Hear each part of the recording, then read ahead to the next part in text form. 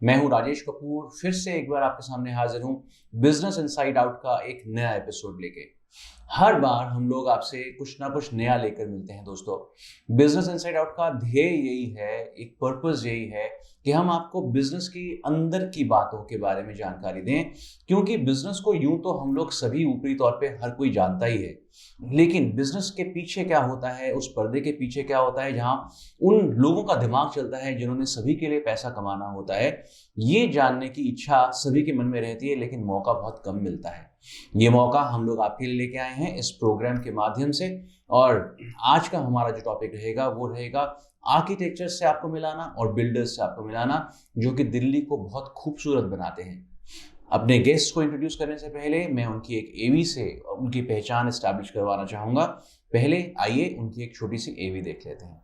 मुझे इन्वेस्टमेंट करनी है, पैसा तो है, समझ नहीं आ रहा रेजिडेंशियल में करूं, कमर्शियल में करूं, इंडस्ट्रियल में करूं, प्लॉट लूं, फ्लोर लूं, फ्लैट लूं, कहाँ लूं? गुड़गांव में लूं, दिल्ली में लूं, नोएडा में लूं, ग्रेटर नोएडा में लूं, फरीदाबाद में लूं, सोनीपत में लूं, कुंडली में लूं, पानीपत में लूं। कितने सारे सवाल दिमाग में घूम रहे होते हैं कि जवाब देगा कौन? इन जवाबों को देने के लिए मैं आ रहा हूँ, आपका दोस्त गोपाल कुकरेजा, जो पिछले 27 साल से रियल एस्टेट इंडस्ट्री में एज ए कंसल्टेंट काम कर रहा है। कोशिश करूँगा कि आपकी सारी प्रॉब्लम का समाधान मैं इसी आपकी स्क्रीन पे आपके सामने कर दूं। धन्यवाद।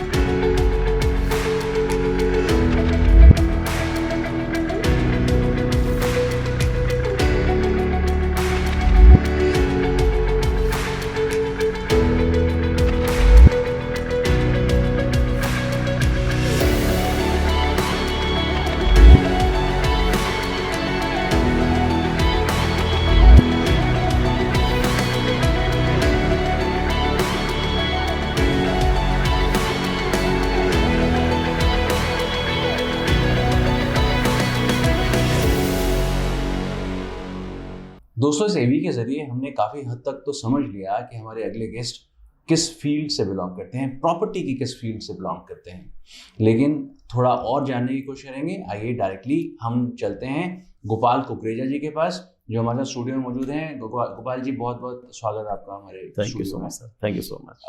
प्रॉपर्टी प्रमोशंस के बारे में सर हमने बहुत सुना, और ये इच्छा थी जानने की कि प्रॉपर्टी बेचने से ज़्यादा आप प्रॉपर्टी किस तरीके से खरीदी या बेची जाए उसमें ज़्यादा इंटरेस्ट रखते हैं। ये सच है क्या? दोनों बातें सच हैं कि मैं प्रॉपर्टी बेचने में भी इंटरेस्टेड हूँ, और हम दोनों तरीके से काम करते हैं। अगर कोई किसी भी लेवल की प्रॉपर्टी चाहता है, रेजिडेंशियल, कमर्शियल, इंडस्ट्रियल, कोई भी फार्म हाउस, फार्म लैंड, उस प्रॉपर्टी को हम लोग एज ए कंसल्टेंट बेचते भी हैं। और समटाइम ये भी होता है कि हम उस चीज़ को परचेज कर लेते हैं और बाद में उसको बेचते हैं। तो दोनों तरीके से काम हम लोग कर लेते हैं। नहीं, बहुत बढ़िया। क्योंकि एक program sir business inside out हम लोगों ने जब बनाया तो मकसद ये रखा कि हम बिजनेस के पीछे के माइंडसेट को जानने की कोशिश करेंगे। तो जब आप अपनी, जैसे अभी आपसे जब बात हो ही रही थी इस शूट से पहले भी, तो जानने को मिला कि प्रॉपर्टी को सही तरीके से पहचानना कैसे होता है। तो जब आप इतनी अंतरंग बातें जो हैं बोल देंगे किसी को, तो वो आपका क्लाइंट बनेगा या फिर आपका एक सहभागीदार बन जाएगा? डिपेंड करता है सामने वाले के ऊपर, उसको प्रॉफिटेबिलिटी किस में नजर आती है। हो सकता है कि उसको मेरे साथ क्लाइंट बन के एक प्रॉफिटेबिलिटी नजर आती हो, या हो सकता है कि उसको लगता है कि साथ में कुछ मिलके काम कर लेते हैं तो प्रॉफिटेबिलिटी आता है। तो वो सामने वाले पे डिपेंड करता है कि उसको हमारे अंदर वाकई जो बात हम कह रहे हैं उसमें कितनी सच्चाई है या कितनी काबिलियत है। अगर वो सच्चाई और काबिलियत अगर उसको नजर आएगी और वो बिल्कुल 100% जेन्युइन होगी, तो हमारे साथ भी होगा और हमारा क्लाइंट भी होगा। चलिए सर, ये बात करें कि सच्चाई की जो आपने बात करी, एक प्रॉपर्टी को खरीदने से पहले कुछ सच्ची बातें क्या जाननी जरूरी है? डिपेंड करता है कि आप प्रॉपर्टी खरीद क्यों रहे हैं। आप प्रॉपर्टी, आप यूजर हैं, आप इन्वेस्टर हैं, या यूजर कम इन्वेस्टर हैं। कुछ लोग ऐसे हैं जो जिंदगी के अंदर अपनी प्रॉपर्टी को लेते हैं और बनाते हैं। कुछ लोग ऐसे हैं जिंदगी के अंदर जो सिर्फ इन्वेस्ट करते हैं, आज प्रॉपर्टी ली और 2-3 साल बाद प्रॉपर्टी को बेच दिया। और कुछ लोग ऐसे भी हैं जो आज ली लेकिन 3 साल बाद यूज किया। तो ये पहले पता होना हमारा जरूरी है कि पर्पस क्या है उसका। दूसरा, आपको पैसे की पावर कितनी है, कितना पैसा लगाना चाहते हैं आप। 50 लाख लगाना चाहते हैं, 5 करोड़ लगाना चाहते हैं। अगर इस बात का पता हमें पहले ही होगा तो हम आपको सजेस्ट भी कर पाएंगे कि हमें पता लग जाएगा कि आप यूजर हैं, आप इन्वेस्टर हैं, आप यूजर कम इन्वेस्टर हैं, और आपका जो बजट है वो 50 लाख का है या 5 करोड़ का है। तीसरी बात, पेशेंस। पेशेंस कितना है, कितने टाइम के लिए प्रॉपर्टी ले रहे हैं आप? क्या आप चाहते हैं कि मैं आज प्रॉपर्टी ले लूं और 6 महीने में बेच दूं, या आप चाहते हैं नहीं मैं प्रॉपर्टी का मेरा पेशेंस लेवल 3 साल का है, 5 साल का है, 7 साल का है, या मैं प्रॉपर्टी परचेस कर रहा हूं जो मेरे बच्चों के भी काम आए? जिस टाइम हमारे को पैसा, पेशेंस और पर्पस, ये 3 P पता लग जाते हैं, उस वक्त हम लोग सही से गाइड कर पाते हैं कि आपको कौन सी प्रॉपर्टी कहाँ लेनी चाहिए और उससे आपको क्या बेनिफिट मिल सकता है। चलिए ये और ज़्यादा आसान कर लेते हैं हमारे दर्शकों के लिए, बिकॉज बड़ी इंटरेस्टिंग सी कन्वर्सेशन आपसे शुरू हो गई है। सर, मैं मान लीजिए एक इन्वेस्टर के तौर पे आपसे मिलता हूँ, तो मेरे इससे आप क्या ऐसे क्वेश्चंस पूछेंगे जिससे आपको ये पता चले कि मुझे किस जगह पे इन्वेस्ट करना चाहिए? बिल्कुल, आपने एक आज के हिसाब से मुझे लगता है जो रियल एस्टेट मार्केट आज की डेट में चल रही है, और खासकर मैं कहूँगा 2019 जुलाई के बाद जो काम शुरू हुआ है जी, उस पॉइंट ऑफ व्यू से बड़ा ही ऐसा सवाल पूछा है। सवाल खाली आपका नहीं है, न जाने कितने लोगों का होगा, और अक्सर ये लोग सवाल मेरे से रोज ही पूछते हैं। तो मेरा आपसे पहला सवाल ये रहेगा कि आपका पर्पस, आप इन्वेस्टर हैं, आपने बता ही दिया, कितना इन्वेस्ट करना चाहते हैं। एग्जाम्पल के तौर पे आपने बोला कि मेरे को 1 करोड़ रुपए इन्वेस्ट करना है जी, और मैं 3 साल तक चाहता हूं कि मैं प्रॉपर्टी में इन्वेस्ट करूं और 2 पैसे कमाऊं। तो मैं आपको आज दिल्ली NCR के अंदर सजेस्ट करूंगा कि आप प्लॉट ले लें।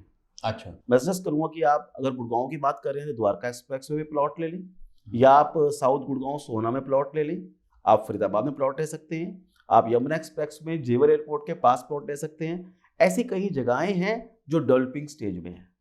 अगर आप 3 साल के लिए जा रहे हैं और 1 करोड़ रुपए लगाते हैं तो मेरा अपना अंदाजा है कि आप 3 साल के अंदर उसको डबल के आसपास कर पाएंगे।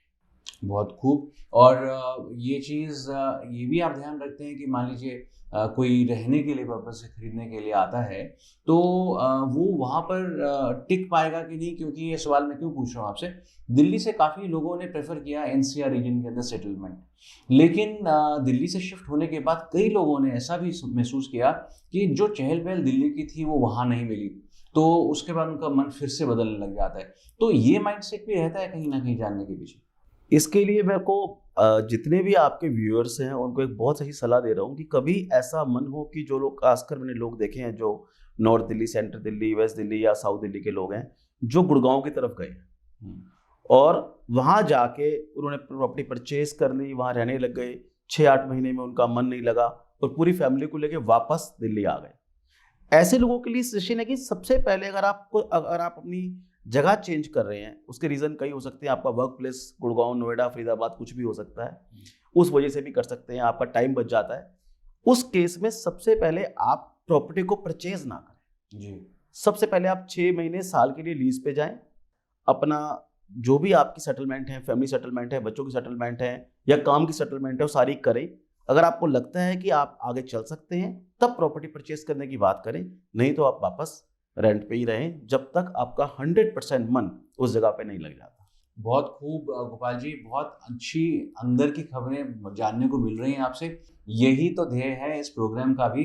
तो प्रॉपर्टी प्रमोशंस के अंदर हम ये समझें कि आपका मेन काम कंसल्टिंग का है, ठीक से पैसा प्रॉपर्टी के अंदर कहाँ इन्वेस्ट कर सके, ये आपका मोटिव रहता है। यही मेरा काम है कि कोई भी पर्सन अगर हमारे थ्रू कोई परचेज कर रहा है तो उसको वो चीज 100% डिलीवर हो और हम उसे गाइड कर पाए कि मेरे को रियल एस्टेट इंडस्ट्री में 27 साल हो गए। 1995 में मैं आया था, that time I was 20 year old, अभी 47 साल का हो गया हूँ। तो 27 साल के अंदर इतने सारे उतार चढ़ाव मार्केट के भी देखे हैं, और खासकर प्रॉपर्टीज को लेके मैंने हरियाणा में भी काम किया, महाराष्ट्र भी काम किया, राजस्थान भी काम किया, उत्तराखंड भी काम किया है, दिल्ली काम किया है।